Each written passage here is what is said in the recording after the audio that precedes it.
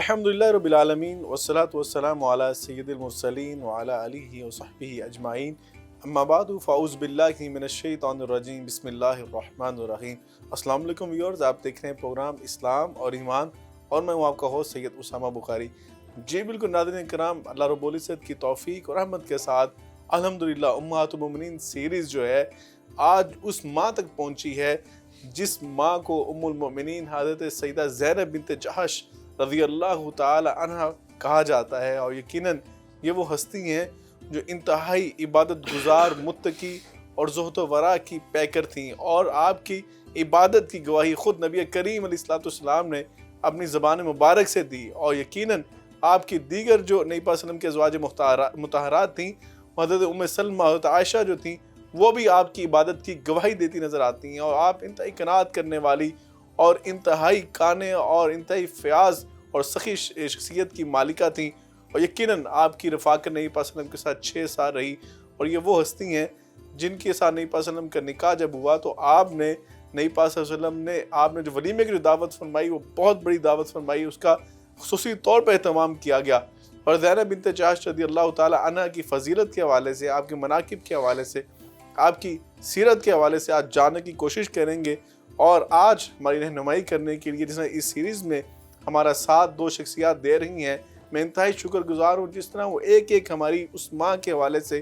اس مختصر سے وقت کے اندر موضوع کا احاطہ فرماتے ہیں، ایلیبوریٹ کرتے ہیں اور وضاحت فرماتے ہیں اور ہماری رہنمائی فرماتے ہیں، اور زندگی کے مختلف پہلو جہاں سے ہمیں اسباق مل رہے ہیں ان کا تذکرہ فرماتے ہیں۔ میں انتہائی شکر گزار ہوں۔ سب سے پہلے ہمارے ساتھ موجود ہیں ڈاکٹر علامہ رضا اللہ شاہ بخاری صاحب جو ممبر ہیں اسلامی نظریاتی کونسل حکومت پاکستان کے، ان کے ساتھ ہمارے ساتھ موجود ہیں ڈاکٹر پیر طارق شریف زادہ صاحب، انٹرنیشنل سیریز اسکالر ہیں۔ دونوں شخصیات اس سیریز میں ہمارا ساتھ دے رہی ہیں، اور یقیناً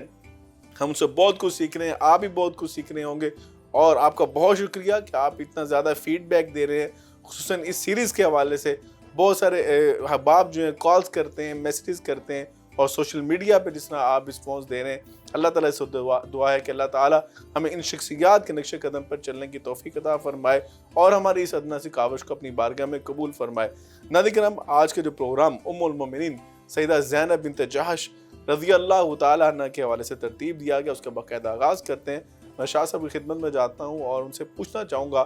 کہ حضرت زینب بنت جحش ہماری ماں، نبی پاک صلی اللہ علیہ وسلم کی زوجہ مطہرہ، زوجہ محترمہ،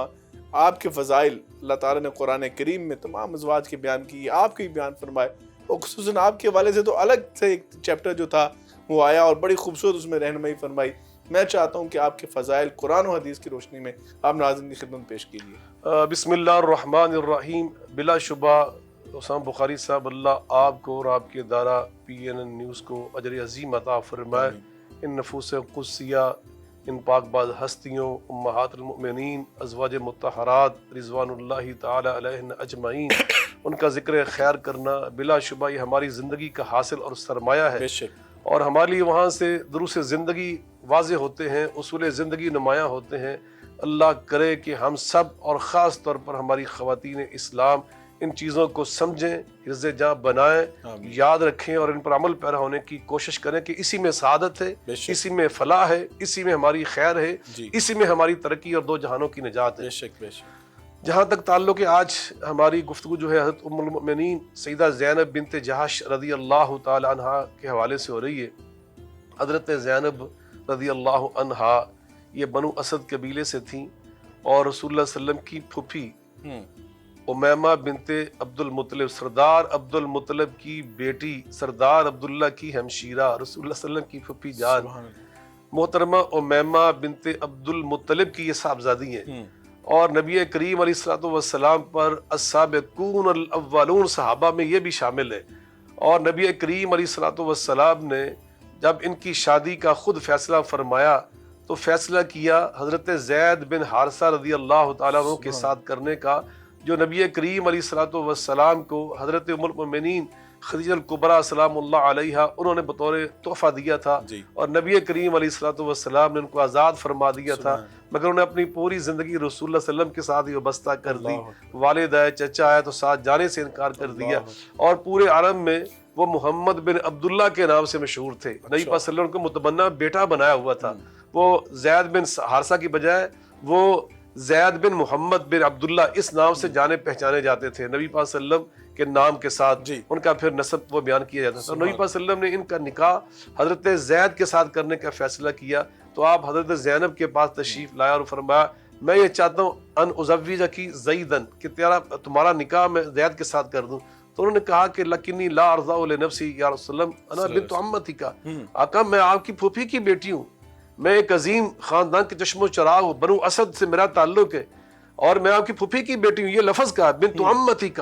تو آپ میرا نکاح ایک آزاد کردہ غلام کے ساتھ کر رہے ہیں. ابھی وہ یہ کہہ رہی تھی کہ آسمان سے قرآن نازل ہوا وما كان لمؤمن ولا مؤمنة اذا قضى الله ورسوله امرا ان يكون لهم الخيرة من امرهم ومن يعص الله ورسوله فقد ضل ضلالا مبينا، کہ کسی مومن مرد اور عورت کو یہ جائز نہیں ہے کہ جب اللہ اور اللہ کے رسول صلی اللہ علیہ وسلم کوئی فیصلہ فرما دے تو پھر وہ اپنی مرضی پہ چلے. تو حضرت زینب کے ایمان کی بلندی دیکھیے، یہ آیت مبارکہ سننے کے بعد فوراً یہ عرض کرتی فوراً اللہ کے رسول میں راضی، میں خوش آپ کے فیصلے پر، میں خوش. چنانچہ آپ نے نکاح آپ کے حضرت زید کے ساتھ کر دیا رضی اللہ عنہا. اور پھر اس کے بعد یہ نباہ نہ ہو سکا، مزاج میں بہت اختلاف تھا. بالآخر نبی کریم علیہ الصلوۃ والسلام کو رب نے فرمایا فلما قضا زید منہا وطرا، چونکہ عرب کے اندر ایک رسم تھی کہ جس کو منہ بولا بیٹا بنا لیا جاتا تھا یا منہ بولا باپ بنا لیا جاتا تھا تو اس کے لیے وہ فیصلے اور احکامات دینی وہی سمجھتے تھے کہ جو حقیقی باپ اور بیٹے کے ہوتے ہیں. تو چنانچہ اللہ تعالیٰ نے اس رسم کو بھی ختم فرمانا تھا اور رسول اللہ صلی اللہ علیہ وسلم کی ذات مبارکہ کے ذریعے کروانا تھا. تو اللہ پاک نے 1 لاکھ اور کئی ہزار صحابہ میں سے صرف ایک صحابی کا نام قرآن میں لیا ہے، وہ بھی حضرت زید کا، اور حضرت زینب کی برکت سے لیا ہے کہ حضرت زینب کے وہ صاحب کا شوہر تھے. فلما قضا زید، یہاں میں ایک جملہ بس کہہ کے اجازت چاہتا ہوں. حضرت زینب کے ساتھ رسول اللہ صلی اللہ علیہ وسلم جو نکاح کیا نا، علماء فرماتے ہیں، حضرت امام شوکانی فرماتے ہیں کہ وہ عام نکاحوں کی طرح نکاح نہیں تھا. جیسے عام نبی پاک امہات المومنین کے ساتھ ازواج مطہرہ نکاح کیا، ایسے نہیں تھا، یہ سیدھا آسمان سے ہوا. چنانچہ حضرت زینب تمام امہات المومنین کے سامنے فرمایا کرتی تھی کہ تم میرے ساتھ مقابلہ کیسے کر سکتی ہو، زوجکن احالیکن وزوجنی اللہ من فوق 7 سماوات، تمہارے نکاح رسول اللہ صلی اللہ علیہ وسلم کے ساتھ تمہارے خاندانوں نے کیے اور میرا نکاح 7 آسمانوں کے اوپر سے میرے اللہ نے نبی پاک کے ساتھ کیا. یہ کتنا بڑا شرف اور اعزاز ہے ناظرین کرام کہ نبی پاک کی زوجہ محترمہ ہونا ہے. لیکن یہ اس سے بھی بڑا اعزاز تھا کہ آپ کا نکاح خود آسمانوں پر اللہ رب العزت نے نبی پاک صلی اللہ علیہ وسلم کے ساتھ کیا. اور یقیناً کتنی بڑی فضیلت اور کتنا بڑا مقام ہے، اور ہمارے لیے سعادت ہے کہ ہم ایسی ماؤں کا تذکرہ کر رہے ہیں اور آپ کی خدمت میں ان ماؤں کا تذکرہ کرتے ہوئے ان کی سیرت کے جو احوال ہے وہ آپ کے سامنے پیش کرنے کی کوشش کر رہے ہیں. ڈاکٹر صاحب کو شامل گفتگو کرتے ہیں. ڈاکٹر صاحب، حضرت زینب بنت جہش ہماری عظیم ماں، اگر ان کے نام و نسب کی بات کی جائے، آپ کے خاندانی پس منظر کی بات کی جائے، آپ کی شخصیت کے حوالوں کی بات کی جائے، تو میں چاہتا ہوں کہ آپ کے خاندانی پس منظر، آپ کی شخصیت کے حوالے سے کہ آپ کیا روشن ڈالنا چاہیں گے؟ بسم ربی محمد کریم علیہ الصلوۃ والتسلیم. سب سے پہلے تو یادآوری کا شکریہ، اور اللہ تعالیٰ آپ کی توفیقات میں، آپ کے چینل کے سارے ذمہ داران کی توفیقات میں اور اس جذبے میں اللہ تعالیٰ ہر آن برکت عطا فرمائے. جس خوبصورت انداز سے آپ اس کا اہتمام کرتے ہیں کہ ہمیں ازواج مطہرات کی نسبت اور تعلق سے سرکار دو عالم صلی اللہ علیہ وسلم کی خانگی زندگی کے حوالے سے بالاہتمام جو روشنی ہم تک پہنچ رہی ہے، یقیناً یہ ایک لافانی خیر کی ابتدا ہو سکتی ہے، اور اس سے ہمارے گھرانوں میں رسول اللہ صلی اللہ علیہ وسلم کے ساتھ ایک جڑت کا ذریعہ بھی یہ بن رہی ہے، اور میں سمجھتا ہوں کہ ہمارے گھرانوں کی اثر نو تربیت سازی کا بھی ایک ذریعہ بن رہی ہے. جی ہاں، بے شک، کیونکہ جو رسول اللہ صلی اللہ علیہ وسلم کے گھرانے کی نسبت سے جو خیر ازواج مطہرات کے تعلق سے ہم تک پہنچتا ہے، شاید ہی کسی اور کی زبان سے وہ اتنے مؤثر انداز میں امت تک منتقل ہو سکتا تھا. رسول رحمت صلی اللہ علیہ وسلم کی زندگی کے اندر موجود جتنے نکاح مبارک کا احوال ہمیں ملتا ہے، ہر نکاح اپنے اندر اپنے انداز کی خیر اور خوبی رکھتا ہے. جیسے قبلہ شاہ صاحب نے بڑی خوبصورتی کے ساتھ بیان فرمایا کہ یہ جو نکاح حضرت زینب بنت جہش رضی اللہ تعالیٰ عنہ کے ساتھ سرکار دو عالم صلی اللہ علیہ وسلم کا، اس کے اندر بھی وہ جو ایک منہ بولے بیٹے کے ساتھ عربوں کے ہاں سال ہا سال کی نہیں بلکہ کئی صدیوں کی جو ایک روایت چلی آ رہی تھی، اور وہ منہ بولے بیٹے کے ساتھ بھی حرمت کا ویسا ہی رشتہ تصور کیا کرتے تھے جیسے سگے اور حقیقی بیٹے کے بارے میں تصور کیا جاتا ہے. حضور رسول اللہ صلی اللہ علیہ وسلم نے اپنے اس عمل کے ذریعے سے، اور میں یہ کہوں گا آپ مجھے اجازت دیجیے کیونکہ اللہ رب العزت نے آپ کے نکاح کے اہتمام فرمایا زینب بنت جہش کے ساتھ، تو گویا میں یہ سمجھ پایا کہ اللہ رب العزت نے انسانوں کی رہنمائی کے لیے حضور کی زندگی کے اندر اس سارے معاملے کا یوں اہتمام فرمایا کہ ایک منہ بولے بیٹے کی متعلقہ جو بیوی ہے سابقہ اس کے ساتھ سرکار دو عالم صلی اللہ علیہ وسلم کا نکاح ہوا، اور آئندہ کے لیے سارے انسانوں کا جو ایک لاشعور کے اندر بیٹھا ہوا ایک خوف تھا یا ایک جو رکاوٹ تھی اس کو دور کرنے کا اللہ تعالیٰ نے ذریعہ بنا دیا۔ آپ کی ایمان لانے کا معاملہ جو ہے اس کے حوالے سے میں نے جب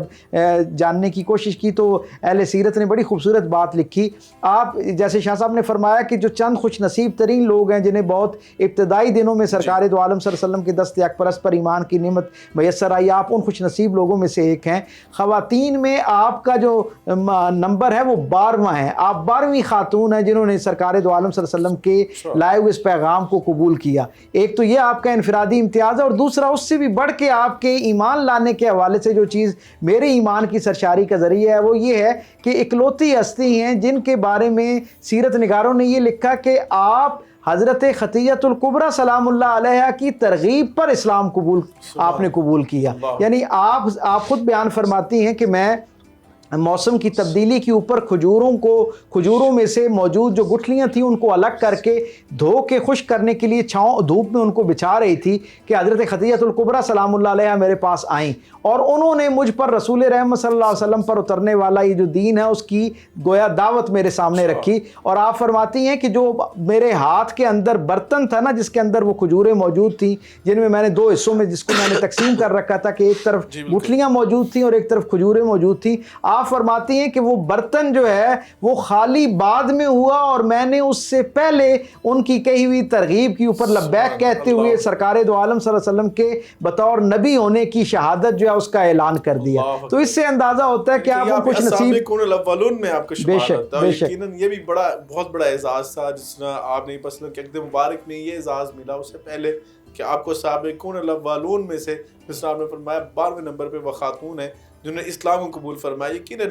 یہ فضائل، یہ مناقب ان امہات المومنین کے ان کا تذکرہ کرنا ہمارے لیے بہت بڑی سعادت کی بات ہے، اور اس دعا اور جذبے کے ساتھ کہ اللہ تعالیٰ ہمیں ان ہستیوں کے نقش قدم پر چلنے کی بھی توفیق عطا فرمائے۔ شاید اب یہ بیان فرمائیے گا کہ زینب بنت جہش رضی اللہ تعالی عنہ جو نبی پاک صلی اللہ علیہ وسلم کی خدمت میں آ گئیں، عقد مبارک میں آ گئیں، آپ کے نکاح مبارک میں آ گئیں، کس طرح نبی پاک صلی اللہ علیہ وسلم کی انہوں نے خدمت کر کے دکھائی، اور نبی پاک صلی اللہ علیہ وسلم کو ان کے نکاح کی اطلاع جو اللہ تعالیٰ نے آسمانوں پہ کیا اس کی اطلاع نبی پاک صلی اللہ علیہ وسلم تک کیسے پہنچی؟ سبحان اللہ، یہ بڑا اہم سوال آپ نے کیا اور بڑا ہی خوبصورت۔ ڈاکٹر صاحب نے بڑی پیاری گفتگو کی، ایمان افروز، میرا ایمان تازہ ہو رہا تھا، اور اس کے تناظر میں ابھی آپ نے جو سوال اٹھایا یہ بڑا روح پرور ہے۔ حضرت سیدہ زینب بنت جہش رضی اللہ تعالیٰ عنہ ہماری اماں جان ایک دن خود رسول اللہ صلی اللہ علیہ وسلم سے فرماتی ہیں، اللہ کے رسول میں آپ کی دیگر ازواج مطہرات کے مقابلے میں 3 الگ فضیلتیں رکھتی ہوں۔ ایک یہ کہ ان جدی و جدہ کا واحد، آپ کے دادا جان میرے دادا جان ایک ہی تھے، ہم ایک دادا کی اولاد ہیں، سبحان اللہ۔ دوسرا کہا کہ زوجنی اللہ من فوق 7 سماوات، اللہ نے میرا آپ سے جو نکاح ہے نا یہ خود آسمانوں سے کیا ہے۔ اور تیسرا کہا کہ جو ہمارے درمیان جو سفیر تھے نا، اللہ کی طرف سے یہ نکاح کا پیغام لے کے آنے والا، کہ نکاح ہو چکا ہے آپ کا زینب کے ساتھ، وہ جناب جبریل امین علیہ السلام خود تھے۔ آپ اندازہ لگائیں کہ ان کا مقام کیا، جبریل امین خود پیغام لے کر آئے۔ وکان سفیر جبریل علیہ السلام، حدیث کے الفاظ، سفیر جو تھے سفارت کرنے والے، پیغام لے کے آنے والے، وہ حضرت جبریل امین علیہ السلام تھے۔ اور پھر حضرت ام المؤمنین عائشہ صدیقہ رضی اللہ تعالیٰ عنہ ہماری اماں جان فرماتی ہیں، اللہ اکبر، فرماتی ہیں کہ کان زینب رضی اللہ عنہا تسامینی من ازواج النبی صلی اللہ علیہ وآلہ وسلم، کان زینب ہی التی تسامینی من ازواج النبی صلی اللہ علیہ وسلم، نبی پاک صلی اللہ علیہ وسلم کی ساری بیویوں میں سے اگر کوئی میرے مد مقابل تھی، میں جس کو یہ سمجھتی تھی، تو وہ حضرت زینب بنت جہش تھی رضی اللہ تعالیٰ۔ عمر بھی اس طرح کی تھی، اور رسول اللہ صلی اللہ علیہ وسلم سے قربت بھی تھی، رشتہ داری بھی تھی، اور رسول اللہ صلی اللہ علیہ وسلم سے بہت محبت بھی کرتے تھے، احترام بھی کرتے تھے۔ تو فرماتی، دوسرا کہا وَلَمْ أَرَى امْرَأَةً قَطُّ خَيْرًا فِي دِينِهَا فِي الدِّينِ مِنْ زینب، میں نے زینب سے بڑھ کر اپنی زندگی میں کسی عورت کو دین پہ عمل کرتے نہیں دیکھا۔ سب سے زیادہ میں نے جو مشاہدہ کیا، میرے مشاہدات کے مطابق سب سے زیادہ دین پہ عمل کرنے والی اگر میں نے کوئی خاتون دیکھی ہے تو وہ حضرت زینب بنت جہش رضی اللہ تعالیٰ۔ یہ ایک سوکن کا دوسری سوکن کے بارے میں اظہار خیال، ادھر اندازہ لگائیں میرے رسول اللہ صلی اللہ علیہ وسلم گھر کیسا گھر تھا، وہ کیا تربیت تھی، وہ کیا ماحول تھا۔ اور فرماتی ہیں وہ اصدق حدیثاً سب سے زیادہ سچ بولنے والی، سبحان اللہ، وہ اوصل للرحیم، انتہا درجے کی صلہ رحمی کرنے والی، سبحان اللہ، وہ اعظم صدقتاً، بے تحاشا صدقہ و خیرات کرنے والی۔ بے شک، صدقہ و خیرات کا حال یہ تھا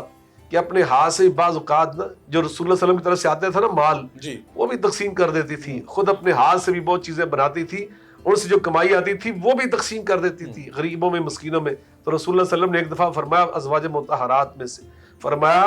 کہ اسرع کن لہوکم بی اطول کن یدن، تم میں سے جس کا ہاتھ سب سے زیادہ لمبا نا وہ سب سے جلدی میرے پاس آئے گی اچھا، عالم برزخ میں، سب سے پہلے وہ میرے پاس آئے گی۔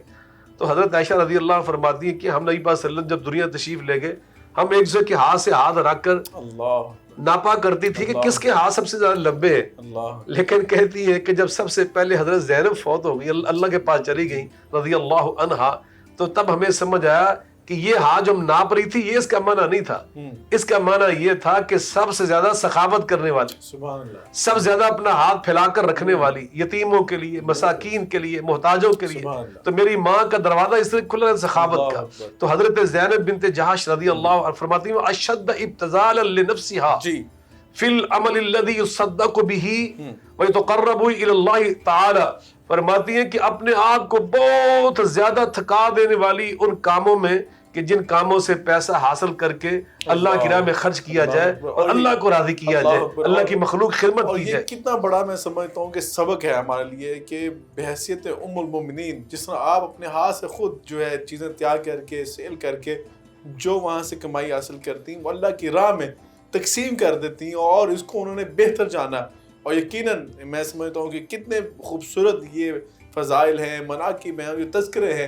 دل نہیں کرتا بات روکنے کا، لیکن مجبوری ہے، ہمیں بریک کی طرف جانا ہے۔ بریک کے بعد آتے ہیں اور گفتگو کا سلسلہ یہاں سے شروع کریں گے اور ڈاکٹر صاحب کی خدمت میں بھی جائیں گے۔ ہمارے ساتھ رہیے گا، بریک کے بعد آ کے اپنی گفتگو کا یہاں سے آغاز کرتے ہیں۔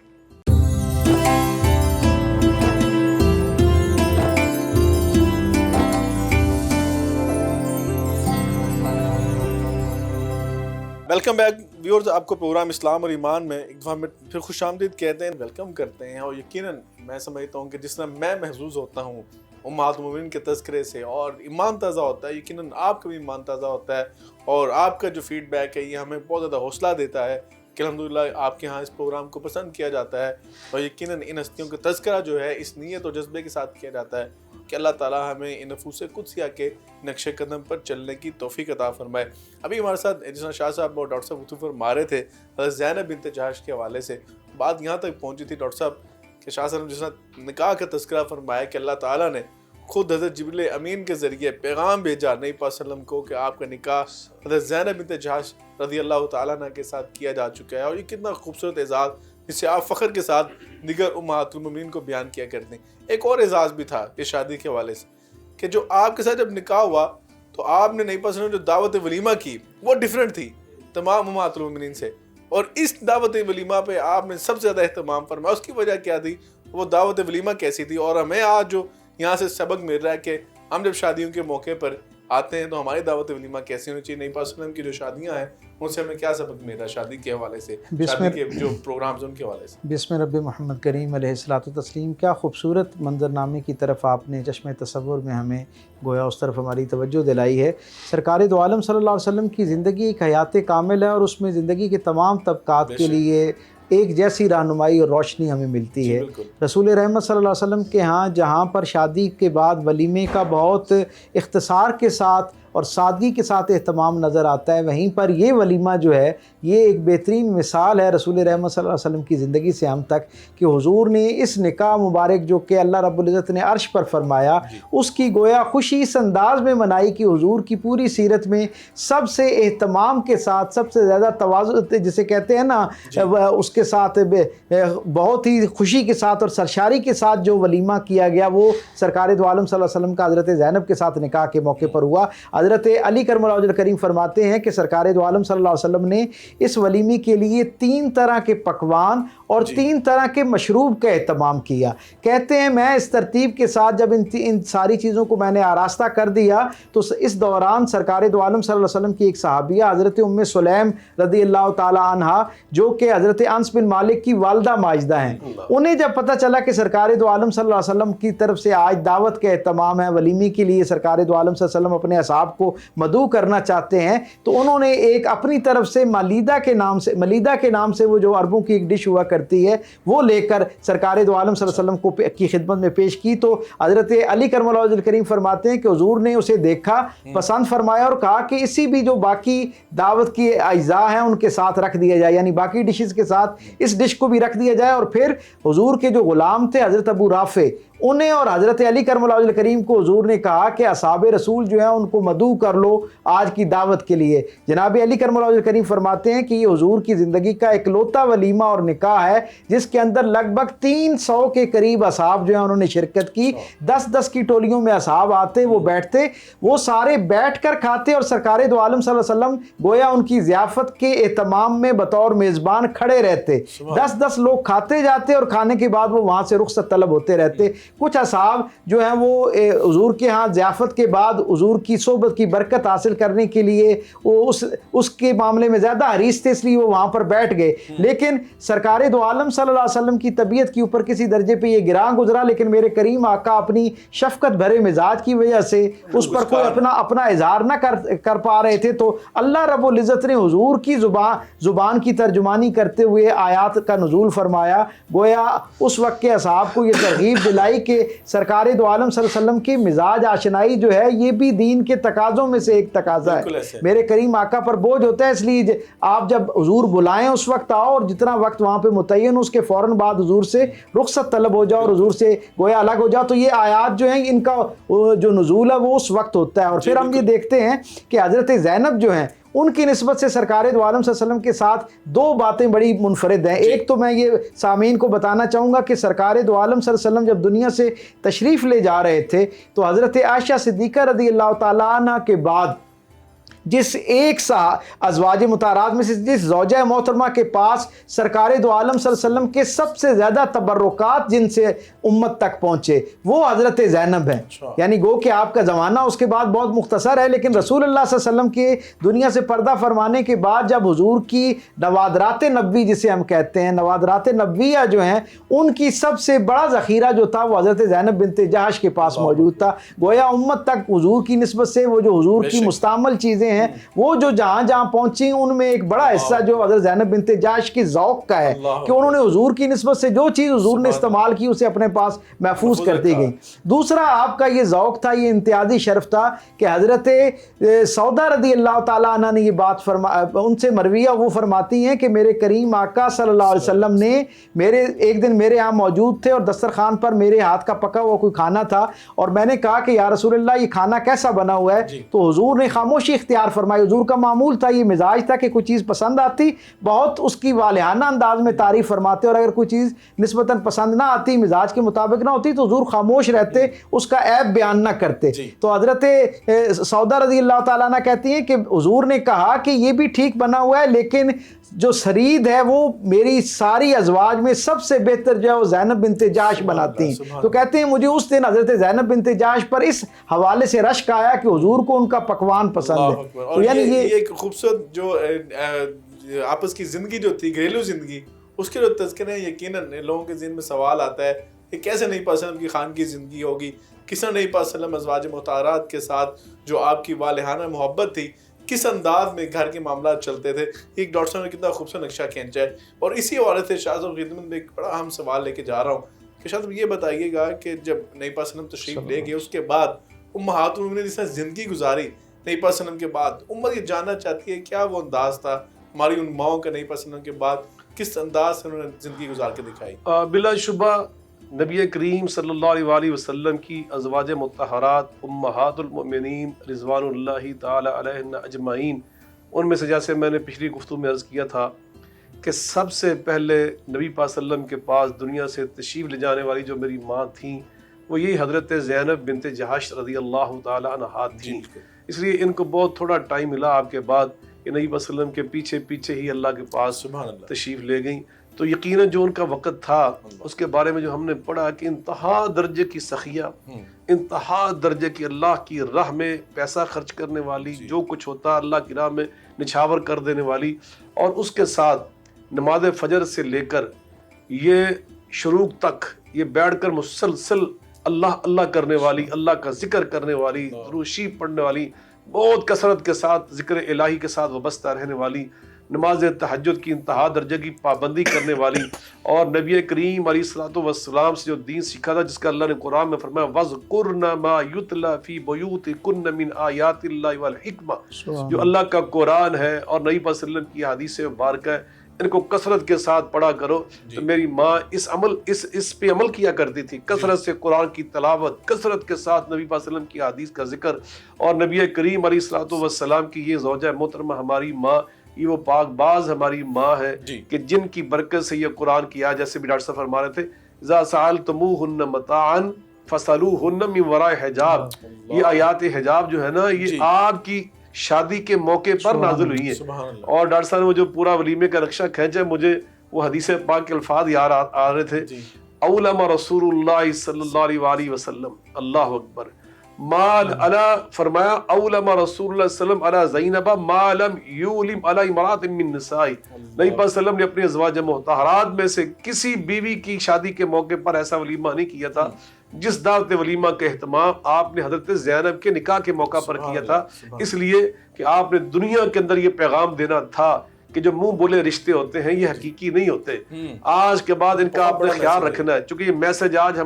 ہمارے خاندان برباد ہو رہے ہیں کہ جی میرا بھائی ہے، یہ میرا بیٹا ہے، اور اس سے کیا ہوتا ہے بعد میں جو مفاسد رونما ہوتے ہیں وہ اللہ کے رسول کائنات کے امام، سب سے بہترین شخصیت، سب سے بہترین تقوی کے پہاڑ، لقد کان لکم فی رسول اللہ اسوۃ حسنہ، اللہ پاک نے ان کے ذریعے یہ ساری چیزیں دنیا سے ختم کر دیں کہ آج کے بعد ادعوہم لآبائہم واقسطوا عند اللہ. یہ کوئی منہ بولا رشتے نہیں ہوتے، جس کا بھی نام ہے اس کی ولدیت کے ساتھ پکارو، یہ اللہ کے ہاں دین ہے، یہ انصاف ہے. کسی کا نام اس کی ولدیت سے، آج لوگ ہمارے اڈاپٹ کرتے بچے متبنہ بنانا کوئی غلط نہیں ہے، لیکن اس کی ولدیت کو بدلنا غلط ہے. اس کی اصل ولدیت کو رکھو، اور کسی بچے کو لے کر اپنے گھر کی رونق بنانے کے لیے اپنے بھتیجے کو، بانجے کو، کسی رشتہ دار کو اور اپنے گھر میں رکھ کر، اور کوشش کیجئے ان بچوں کو رکھیے جو آپ کے محرم رشتہ دار ہیں، آپ کی بیوی کے محرم رشتہ دار ہیں. بیوی کا بھتیجا، بیوی کا بانجا، اس کو لینا چاہیے، اور اس سے بہت سارے مفاسد سے مستقبل میں بچ سکتے ہیں. تو رسول اللہ صلی اللہ علیہ وسلم کی تعلیم مبارک جو سیرت مبارکہ سے ہمیں مل رہی وہ یہی ہے کہ ہم نے ان رشتوں کی پاسداری اور رشتوں کا تحفظ جو ہے وہ اس انداز سے کرنا جو رسول اللہ صلی اللہ علیہ وسلم کا انداز مبارک اللہ نے ہمارے سامنے واضح فرمایا. بالکل ٹھیک ہے شہزاد، بڑا خوبصورت آپ نے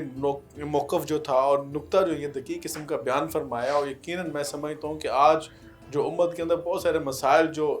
برپا ہوتے ہیں، اور یقیناً یہ جو بڑا اہم آپ نے نقطہ بیان فرمایا ہے کہ جب ہم کسی کو بچے کو گود لیتے ہیں، اڈاپٹ کرتے ہیں، تو اس کی ولدیت کے حوالے سے بڑا مسئلہ آتا ہے. تو یہ اہم آپ نے ہماری رہنمائی فرمائی ہے. ڈاکٹر صاحب یہ بتائیے گا کہ امہات المومنین کا تذکرہ ہو اور آج کی خواتین ہو، آج ہم دیکھتے ہیں کہ ہماری خواتین یقیناً ہمیں ایسے نصاب کی ضرورت نہیں ہے جہاں پہ ان خواتین جو تھیں امہات المومنین، صحابیات اور اہل بیت اطہار کی جو خواتین ہیں ان کا تذکرہ موجود ہے. ہمارے گھروں کے اندر جو ناولز پڑھے ہیں، پلیز پڑھے ہیں، وہاں پر ان کی جگہ ان خواتین کا تذکرہ ہوتا. ہم اپنی بیٹیوں کو، اپنی بہنوں کو، اپنی ماؤں کو ان ہستیوں کا تذکرہ جو ہے وہ پڑھانے کی کوشش کرتے تو آج نتائج اور نہ ہوتے. آج تو یقیناً دل خون کے آنسر ہوتا ہے جب ہم اپنے معاشرے کی اس تصویر کو دیکھتے ہیں. کسی مفکر نے بڑی خوبصورت بات کی تھی کہ جب دین کسی مرد تک پہنچتا ہے تو وہ ایک گھرانے تک دین کے پہنچنے کا ذریعہ ہوتا ہے. یعنی گویا ایک مرد کا دین کے ساتھ وابستہ ہونا ایک گھر کو دین کی آغوش میں دینے کے مترادف ہے، ایک گھرانے تک دین کے پہنچنے کے مترادف ہے. لیکن جب یہی دین کسی خاتون تک پہنچتا ہے تو یہ دین نسلوں میں اپنی برکت چھوڑنا شروع کر دیتا ہے. یہاں ہم یہ سمجھتے ہیں کہ وہ معاشرہ جس کے اندر 54% اور ایک روایت کے مطابق 52% جو ہے اعداد و شمار ہمیں بتاتے ہیں کہ خواتین پر مشتمل ہے، وہاں کیا ہماری روزمرہ کی گفتگو میں جہاں ہم سرکار دو عالم کی نسبت سے آپ کے اصحاب کا تذکرہ کرتے ہیں، کیا آبادی کی اس ریشو کے ساتھ وہ جو خواتین پاکیزہ حضور کی ازواج کی شکل میں، حضور کی بنات کی شکل میں جو عظیم الشان ہستیاں हुजूर के साथ वाबस्ते हैं, क्या उनका तस्करा इसी रेशो के साथ हमारे दरमियान होता है? फिर अगर ये सारी अजीमुशान हस्तियाँ हमारे लिए मीनार नूर हैं, इनसे हम तक हिदायत आती है, तो क्या हमारे निसाब का इनके लिए, इनके तस्करों से हमारे निसाब को आबाद नहीं होना चाहिए? क्या इसके लिए हमारे जो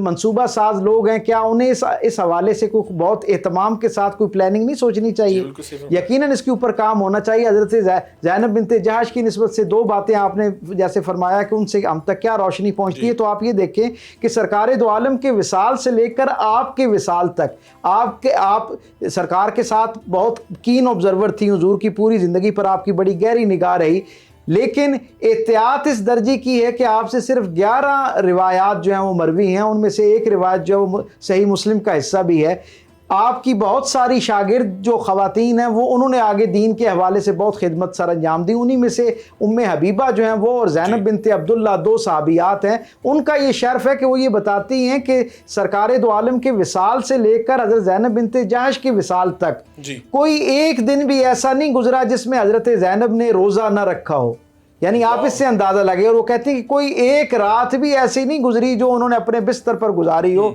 सारी की सारी रातें जो हैं वो अल्लाह की बारगाह के अंदर मुनाजात, इबादत और रियाजत में गुजारी। और सखावत का आपका ये आलम था कि आपने इबादत और रियाजत के बाद अगर इस सारे वक्त में कोई तीसरा अमल इख्तियार किया, तो ज़ैनब बिन्त अब्दुल्ला से रिवायत है, वो ये कहती हैं कि तीसरा अमल जो इबादत और रोज़े और इबादत के, नमाज के अलावा, नवाफिल के अलावा अगर आपकी ज़िंदगी से कोई साबित है तो सिर्फ सखावत है। आपका ये आलम था कि जब आप दुनिया से तशरीफ़ ले जा रही थी तो आलम ये था कि पूरे मदीने के अंदर कोई गली ऐसी नहीं थी जहाँ से कोई ना कोई यतीम मिस्कीन धाड़े मारता हुआ आपके काशाना नूर की तरफ नहीं आ रहा था कि आज गोया मैं उनकी शफकत से महरूम हो गया, गोया उनके जाने से मैं यतीम हो गया। तो आपने इस तरह मदीने के जो मसाकीन थे उनके सर के ऊपर दस्ते शफकत रखा हुआ था। अल्लाह ताला हमें ऐसी अजीम शान जो हमारी माएँ हैं उनकी उस पाकीज़ा उसवे से नूर समेटने की तौफीक अता फरमाए। बिल्कुल आमीन, बहुत शुक्रिया। शाह साहब ये बताइएगा कि अगर हम आज की ख़वातीन इस्लाम को अगर दर्स देना चाहें कि ये उम्महात उम्मीनीन, ये साहबियात, ये अहले बैत तार की ख़वातीन जो हैं ये हमारे लिए रोल मॉडल हैं, तो क्या तरीका अपनाया जा सकता है बेटियों की तरबियत के लिए इन ख़वातीन के तज़किरे के तराजुर में? आप ज़रा कोई हमें रोल मॉडल बताइएगा कि किस तरह हम इस पूरे तज़किरे को निसाब का हिस्सा बना सकते हैं, अपने घर के अंदर इसको राइज कर सकते हैं, या तलीमी इदारों के अंदर हम इस तरीके से राइज करके फ़र्दन जो है शख्सियात का तज़किरा करके मुख्तलिफ लेवल्स के ऊपर हम अपने बच्चों की तरबियत कर सकते हैं। बिलाशुबा आज के इस मौजूदा दौर में इसकी बड़ी ज़रूरत है उसामा बुखारी साहब कि हम अपनी बेटियों को सईदा कायनात सईदा फातिमा ज़हरा और उम्महातुल मोमिनीन रिज़वानुल्लाहि ताला अलैहिन अजमईन उनकी पाकबाज जो सीरत थी उससे आगाह करें। ये घर से भी काम होना चाहिए,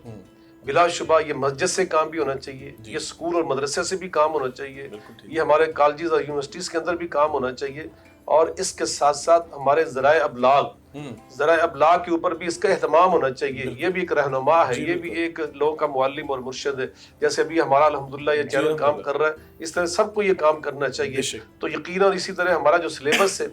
हमारा सिलेबस अल्लाह अकबर क्या कहें, सिलेबस के अंदर भी बड़ी ज़रूरत है मेहनत करने की। अल्हम्दुलिल्लाह यहाँ मैं अगर बात कहूँ कि मुत्तहिदा उलमा बोर्ड ने पंजाब ने इस पर बड़ा अल्हम्दुलिल्लाह वर्क किया है, मैं उसमें शामिल था, और अल्हम्दुलिल्लाह हमने सिलेबस को इस्लामी इक़दार से मांग करने के लिए बहुत अल्हम्दुलिल्लाह मेहनत की, एक सफ़ा एक सतर हमने पढ़ने की कोशिश की है। तो इंशाअल्लाह यही गुंचे खिलेंगे तो गुलस्तां होगा, लेकिन इंशाअल्लाह अपनी अपनी ताकत के मुताबिक अपने अपने हिस्से का चिराग हमने रोशन करना है, और उम्महातुल मोमिनीन के पाकीज़ा किरदार और सईदा कायनात ख़वातीन जन्नत की सरदार सईदा फातिमा ज़हरा रिज़वानुल्लाहि ताला अलैहिन अजमईन व सलामुल्लाहि अलैहिन्ना उनकी बातें हमें अपनी बेटियों को ज़रूर पढ़ानी चाहिए, ज़रूर सुनानी चाहिए। माओ से भी दरख्वास्त है, मैं अपनी बहनों से दरख्वास्त कर रहा हूँ कि अपनी बेटियों के लिए आप खुद भी नमूना बने, अपने किरदार के लिहाज से, तकवे के लिहाज से। ये जो सोशल मीडिया है ये अल्लाह की नेमत है, इसको जहमत ना बनाइए, और ये मोबाइल टेलीफोन इसको अल्लाह की नेमत समझ के इस्तेमाल कीजिए, इससे अपने वक़्त बर्बाद ना कीजिए, वक़्त बड़ा कीमती है। अभी आपने सुना हमारी माँ सईदा ज़ैनब रोज़े कितनी कसरत से रखा करती थी, तहज्जुद पढ़ा करती थी, कुरान पढ़ा करती थी, नबी पाक सल्लल्लाहु अलैहि वसल्लम की सीरत मुबारका और इससे अहादीस नबविया। अभी जो डॉक्टर साहब फरमा रहे हैं कि 10 अहादीस, मैं यहाँ बात करना चाहता हूँ, ہماری ماں نے بہت ساری حدیث بیان کی ہیں. جی بالکل. یہ ہماری کمزوری ہے. دیکھیں وہ نبی پاک کے ساتھ سال ہر سال گزار دیے. نبی پاک جتنی باتیں روزانہ ہوتی تھی وہ ساری حدیث ہوتی تھی, وہ سارا دین ہی ہوتا تھا, تو وہ روزانہ وہ باتیں ہوتی تھی. لیکن یہ ہماری کمزوری علمی لحاظ سے کہ ہم پختہ اسناد کے ساتھ, قوی اسناد کے ساتھ وہاں تک پہنچ نہیں سکے. اگر ہم پہنچ جاتے تو یقیناً ہمیں وہ ساری باتیں ان سے مل جاتی. تو بہرکیف جیسے اللہ کی مرضی تھی, منشا تھی, تو بہرکیف جو بھی ہمیں وہاں سے مل گیا ہمیں وہ لینا چاہیے. وہ دین ہے, ما آتاکم الرسول فخذوہ وما نہاکم عنہ فانتہوا. وہی دین ہے جو رسول اللہ صلی اللہ علیہ وسلم کے ذریعے ہم تک اللہ نے پہنچا دیا, اور ذریعے امہات المومنین کو بنایا, اہل بیت اطہار کو بنایا, اور اصحاب پیغمبر صلی اللہ علیہ وسلم کو بنایا. اللہ پاک ان سب سے راضی ہو اور ان کی سب کی قبروں کو نور سے منور فرمائے. آمین آمین. ڈاکٹر صاحب جاتے جاتے یہ بتائیے گا کہ آپ کی جو وفات تھی اور آپ کا جو وصال تھا وہ کیسے ہوا, اور آپ کا جنازہ کس نے پڑھایا, اور کہاں پہ آپ کی تدفین ہوئی؟ جی اس پہ ایک بڑی اہم بات جو میں سمجھتا ہوں سامعین کو اس میں, کیونکہ بنیادی مقصد اس سارے تذکرہ پاک کا یہ ہے کہ ان سے روشنی کشید کی جائے. آپ یہ دیکھیں کہ یہ ازواج مطہرات جو ہیں نہ صرف یہ کہ سرکار دو عالم صلی اللہ علیہ وسلم کو کی زندگی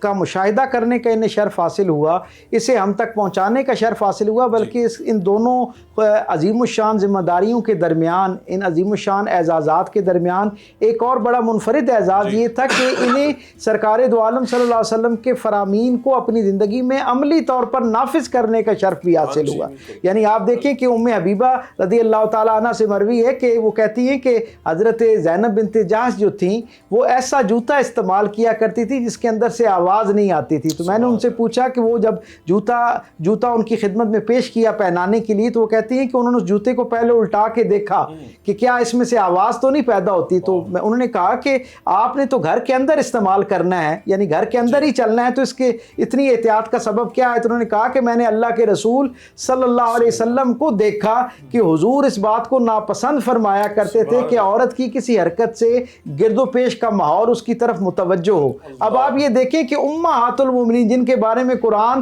اسٹیبلش کر چکا کہ یہ تو مائیں ہیں, اور پھر سرکار دو عالم کی وصال ظاہری کے بعد کا زمانہ ہے, اور آپ نے اپنے آپ کو ایک گھر کے اندر محدود کر رکھا ہے. اس کے باوجود حضور کے فرامین اور حضور کی خوشنودی اور حضور کی خوشی کو اس درجے پہ مقدم رکھا کہ حضور کے ظاہری طور پر جدا ہو جانے کے بعد بھی آپ اس درجے پر حضور کے فرامین کا اہتمام کرتے ہیں اور اپنی زندگی کے اندر گویا اس کو شامل کرتی ہوئی نظر آتی ہیں. تو ہمیں اس طرح کے اس سے یہ اندازہ ہونا چاہیے کہ یہ ان کی زندگی کا جو سب سے بڑا خیر اور سب سے بڑی فضیلت یہ ہے کہ جہاں انہیں حضور کی جلوت اور خلوت سے اکتساب فیض کا موقع ملا, وہاں انہوں نے اس عظیم الشان نور کو سب سے پہلے اپنی زندگی میں نافذ کیا, اور پھر اسے ایک قول کی شکل میں, ایک مثال کی شکل میں امت کے لیے چھوڑا, اور امت تک وہ پہنچنا شروع ہوا. اللہ تعالیٰ ان کی قبروں کو نور سے بھر دے. آمین. بہت شکریہ شاہ صاحب آپ کا, اور ڈاکٹر صاحب آپ کا. یقیناً جس انداز میں آپ موضوع کو ایلیبریٹ فرماتے ہیں اور وضاحت فرماتے ہیں اور آگاہی فرماتے ہیں ان موضوعات کے علمی نکات کے اوپر, اور ہماری رہنمائی کرتے ہیں, یقیناً آج کے پروگرام سے ناظرین کرام اتنے نکات جو ہیں وہ نکلتے ہیں.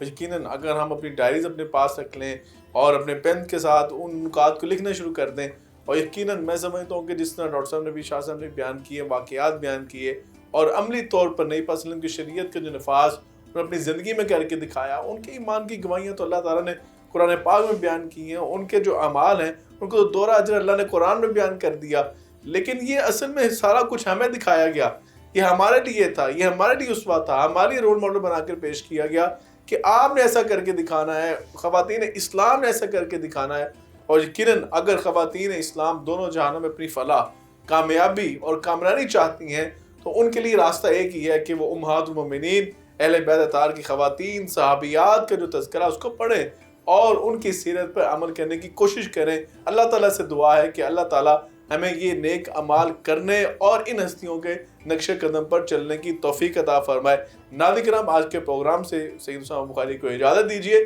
انشاءاللہ کل ملاقات ہوگی, تب تک کے لیے اللہ حافظ.